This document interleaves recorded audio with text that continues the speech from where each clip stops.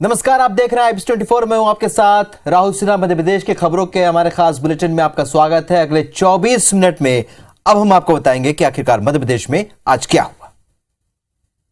तो शिवराज सरकार के 6 मंत्रियों ने अपने सेवादारों को नियमित करने के लिए सिफारिशी चिट्ठी लिखी है और इस पर कांग्रेस ने सवाल उठाया है कि नौजवान भटक रहे हैं और चमचों को नौकरी दी जा रही है।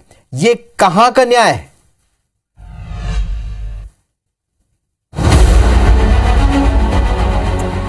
की मेहरबानी, सेवादारों की सिफारिश, अपनों पर अनुकंपा, मिलेगा सेवा का मेवा।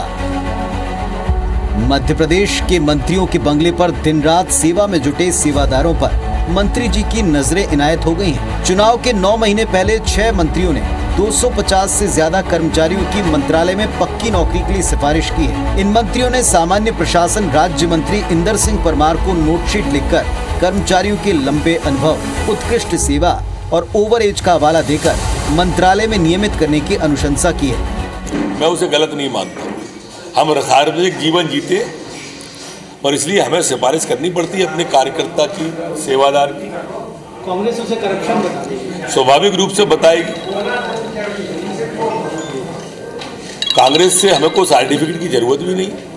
हमें आपके सर्टिफिकेट की जरूरत है, जनता के सर्टिफिकेट की जरूरत है। जो 20 साल से आप दे रहे हो, आगे भी दोगे, हाथ जोड़ेंगे आप। निश्चित रूप से ये बात सही है कि जब आपके साथ कोई व्यक्ति लगातार लंबे समय तक कार्य करता है तो उसके प्रति आपकी संवेदनशीलता बढ़ती है। और वैसे भी भारतीय जनता पार्टी में तो मानवीय स्वभाव ज्यादातर देखने को मिलता ही है। यदि उन्होंने ये बात लिखी है तो इसमें जो भी विधि के अनुसार कार्यवाही होगी वो शासन अपने आप में करने के लिए सक्षम है। हमें लगता है शासन ही इस पूरे मामले में सही जवाब दे सकता है। सिफारिशी चिट्ठी लिखने वालों में लोक निर्माण मंत्री गोपाल भार्गव, जल संसाधन मंत्री तुलसीराम सिलावट, ST/SC कल्याण मंत्री मीना सिंह, राजस्व एवं परिवहन मंत्री गोविंद सिंह राजपूत, लोक निर्माण राज्य मंत्री सुरेश धाकड़ और आयुष एवं जल संसाधन राज्य मंत्री राम किशोर नानो शामिल हैं। इन मंत्रियों की सिफारिशी चिट्ठी को बीजेपी जहां सही बता रही है, वहीं कांग्रेस इस पर सवाल उठा रही है। वास्तविकता ये है कि जो अनएम्प्लॉयमेंट है, आज 55 लाख युवा इस मध्य प्रदेश के अंदर बेरोजगार हुए हैं, उनको रोजगार देने की बात करने की बात करिए। उनकी सीनियरिटी में उनका नंबर भी आता है, उनको भी दीजिए। हम उनके लिए मना नहीं कर रहे हैं, लेकिन कम से कम कोई तो न्याय करिए। पहले बेरोजगार जो घूम रहे हैं, जो रजिस्टर्ड हैं, जो उसमें इंटाइटल हैं, उनके लिए दीजिए। पूरी भारतीय जनता पार्टी की तानाशाही में नौजवान भटक रहा है, गरीब भटक रहा है और खुद के पहरेदार पक्की नौकरी पाएंगे। कहाँ का न्याय है? पहले उन नौजवानों को, जो मध्य प्रदेश का नौजवान भटका हुआ है, जिसको रोजगार नहीं दे पा रहे, उनको रोजगार मिले, फिर आप अपने वालों को दे दीजिए। बहरहाल नियम कायदों की बात करें तो मंत्री अपने कार्यकाल के दौरान 7 कर्मचारियों को अपने बंगले पर रख सकते हैं। सचिवालयीन सेवा में चतुर्थ श्रेणी कर्मचारियों की भर्ती के नियम 1987 के तहत नियमित पद खाली होने पर मंत्री स्थापना में कार्यरत कर्मचारियों को परीक्षा लेकर पक्की नौकरी दी जा सकती है। सुधीर दंडोतिया, IBC24 भोपाल। मध्य प्रदेश में इन दिनों सीहोर और बागेश्वर धाम में हो रही कथाओं से पूरा माहौल भक्तिमय हो चला है। सीहोर के कुबेरेश्वर धाम में पंडित प्रदीप मिश्रा के रुद्राक्ष महोत्सव में अव्यवस्थाओं के बाद भी श्रद्धालुओं का उत्साह देखते ही बन रहा है।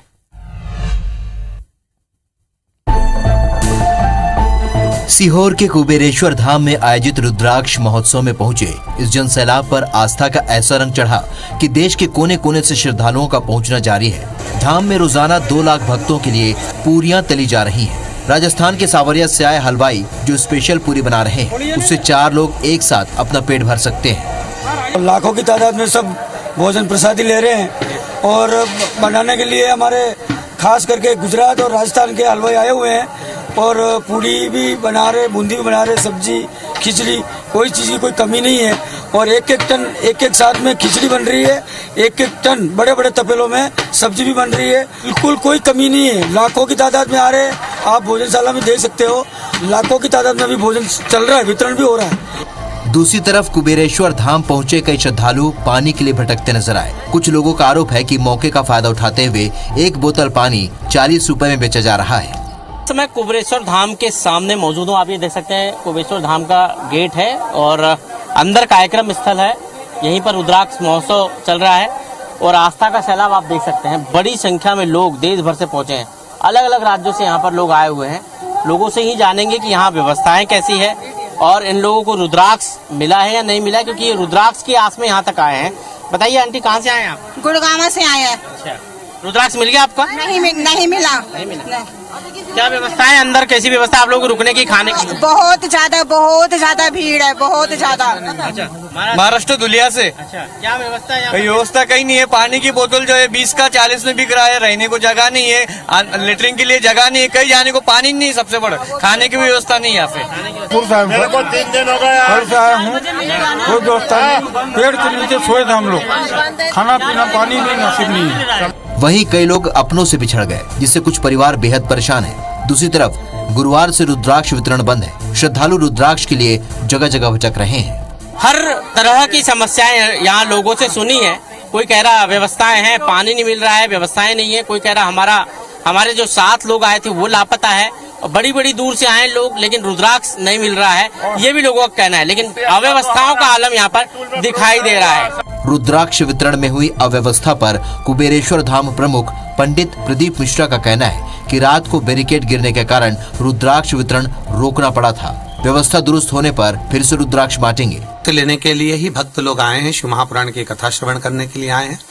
रुद्राक्ष की जो व्यवस्थाएं पहले दिन चली, सुचारू रूप से चलती रही, पर रात्रि को कुछ वहां पर बैरिकेड वगैरह कुछ टूटने लगे थे, इसलिए क्योंकि बड़े बड़े पोटले लेकर आ रहे हैं, बैग लेकर आ रहे हैं, वो बैरिकेड पे रखते हैं, बैरिकेड नप जाता है, नपने के कारण गिरता है, तो लोगों को कहीं दिक्कत ना हो, इसलिए उसको अभी बंद करा है, जिससे वो सुचारू रूप से जैसे ही टेंट वाले उसको सही कर देंगे, बाबा चाहेगा तो चालू हो जाए। महाराष्ट्र के जलगांव से कुबेरेश्वर धाम आए एक परिवार के तो घर का चिराग ही बुझ गया। कथा में जाते समय बच्चे की तबीयत खराब हुई और उसकी मौत हो गई। रुद्राक्ष महोत्सव के चलते भोपाल इंदौर हाईवे पर जबरदस्त ट्रैफिक देखा जा रहा है। भोपाल इंदौर जाने वाले वाहन तकरीबन रेंगते हुए चल रहे हैं। हाईवे के दोनों ओर वाहनों की लंबी कतार लगी हुई है। शनिवार को महाशिवरात्रि पर तो और भीड़ आने की संभावना है। ऐसे में आयोजकों और प्रशासन पर व्यवस्था बनाने की बड़ी चुनौती है। Bureau report, IBC 24।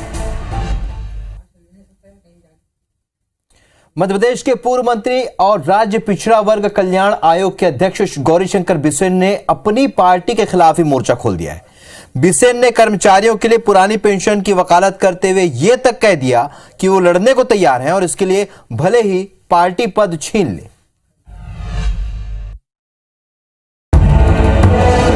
अपने विवादित बयानों के लिए अक्सर सुर्खियों में रहने वाले गौरीशंकर बिसेन बालाघाट में विकास यात्रा में शामिल हुए। इस दौरान उन्होंने सरकारी कर्मचारियों के लिए पुरानी पेंशन की पैरवी की। इसके लिए उन्होंने बुढ़ापे में पति पत्नी की आपस में जरूरत की मिसाल भी दी। पुरानी पेंशन के बारे में आपकी क्या राय है? मैंने कहा जिस तरह से बुढ़ापे में पति को पत्नी की आवश्यकता है, अब पत्नी को पति की आवश्यकता है, उस तरह से कर्मचारी के लिए पुरानी पेंशन। बिसेन यही नहीं रुके, उन्होंने यहाँ तक कहा कि पुरानी पेंशन योजना के लिए वो लड़ने को भी तैयार है। इसके लिए भले ही पार्टी पद छीन ले, उन्हें कोई फर्क नहीं पड़ता, लेकिन अगर लोगों के घर का चूल्हा नहीं जलेगा तो फर्क पड़ेगा। पार्टी पद छीनने की कोई फर्क नहीं पड़ता, लेकिन आपके घर का चूल्हा नहीं जलेगा, इससे फर्क पड़ता। गौरीशंकर बिसेन के बयान के बाद पार्टी का रिएक्शन क्या होता है, ये देखना दिलचस्प होगा।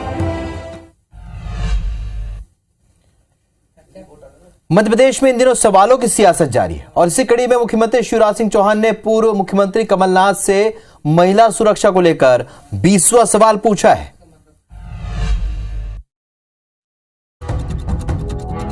पूर्व मुख्यमंत्री कमलनाथ ने 2018 में विधानसभा चुनाव से पहले प्रदेश में महिला सुरक्षा को लेकर वादा किया था, जिसे लेकर अब सीएम शिवराज सिंह चौहान उन्हें घेर रहे हैं। दरअसल वादा था कि कांग्रेस सरकार बनने पर देश की 17 से 45 साल तक की लड़कियों और महिलाओं की सुरक्षा के लिए मोबाइल एप्लीकेशन बनाया जाएगा, ताकि आपात स्थिति बनने पर फौरन पुलिस मदद उपलब्ध कराई जा सके। अब शिवराज पूछ रहे हैं कि इस वादे का क्या हुआ। कमलनाथ जी ने ये कहा था 17 से 45 साल की महिलाओं को आत्मरक्षा के लिए ऐप इंस्टॉल कर निःशुल्क स्मार्टफोन देने का वादा किया था। कितने ऐप इंस्टॉल किए? जवाब तो दे जरा, वादा क्यों नहीं निभाया? इससे पहले सीएम शिवराज सिंह चौहान कमलनाथ को मुख्यमंत्री कन्यादान योजना की राशि और भारिया सहरिया और बैगा बहनों को मिलने वाली 1000 की मासिक राशि बंद करने पर भी घेर चुके हैं।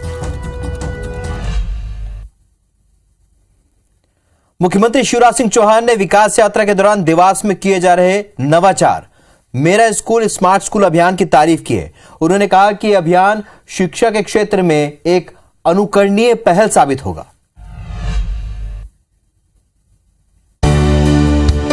सीएम शिवराज सिंह चौहान ने देवास जिले में मेरा स्कूल स्मार्ट स्कूल अभियान की तारीफ में कसीदे पढ़े। उन्होंने कहा कि करीब 1700 प्राथमिक और माध्यमिक विद्यालयों में स्मार्ट कक्षाओं के संचालन का संकल्प उदाहरण है, जिसमें जनप्रतिनिधियों के साथ नागरिक उत्साह से सहभागिता कर स्मार्ट कक्षाओं के लिए टीवी, किताबें आदि का सहयोग प्रदान कर रहे हैं। अभियान जन सहयोग से चलाया जा रहा है और 1700 प्राथमिक तथा माध्यमिक स्कूलों में स्मार्ट क्लासरूम बनाने का संकल्प लिया गया है।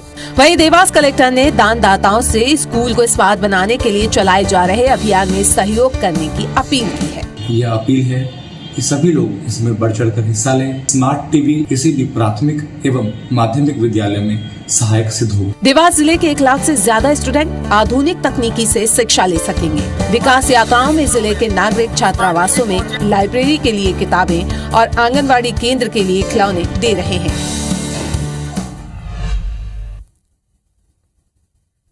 एमपी कांग्रेस आगामी विधानसभा चुनाव की तैयारियों का आगाज बुंदेलखंड के सागर से करने की तैयारी में है। यह आयोजन रायपुर में कांग्रेस के अधिवेशन के बाद मार्च में बीना तहसील में प्रस्तावित है और इसके पीछे कांग्रेस की रणनीति यहां से लगी 50 विधानसभा सीटों पर फोकस करने की है। आगामी विधानसभा चुनाव की तैयारियों की शुरुआत कांग्रेस बुंदेलखंड से कर सकती है। रायपुर में एआईसीसी के राष्ट्रीय अधिवेशन के बाद अगले महीने सागर के बीना में मेगा आयोजन की तैयारी है। इस कार्यक्रम के जरिए कांग्रेस ग्वालियर, चंबल, बुंदेलखंड और भोपाल संभाग से लगी 50 सीटों को साधने की कवायद में जुटी है। कार्यक्रम में 2.5 लाख लोगों की भीड़ जुटाने का लक्ष्य है। कांग्रेस के कार्यकर्ताओं में भारी उत्साह है। केंद्रीय नेताओं के प्रदेश में आने के बाद कांग्रेस की हवा आंधी में बदल जाएगी। आयोजन की तैयारी में युवा कांग्रेस, सेवा दल, महिला कांग्रेस, NSCI सभी की सहभागिता होगी। कार्यक्रम में राहुल गांधी और राष्ट्रीय अध्यक्ष मल्लिकार्जुन खड़गे को भी आमंत्रित किया गया है, लिहाजा इस पर बीजेपी की भी नजर है। पहले कांग्रेस ये तो निश्चित कर ले कि किसके नेतृत्व में चुनाव लड़ेगी। गुट और गिरोह में बटी हुई पार्टी से कुछ बहुत अपेक्षा नहीं है। माना जा रहा है कि यहीं से कमलनाथ के नेतृत्व में विधानसभा चुनाव लड़ने के फैसले के साथ उन्हें पार्टी का चेहरा घोषित किए जाने की तैयारी है।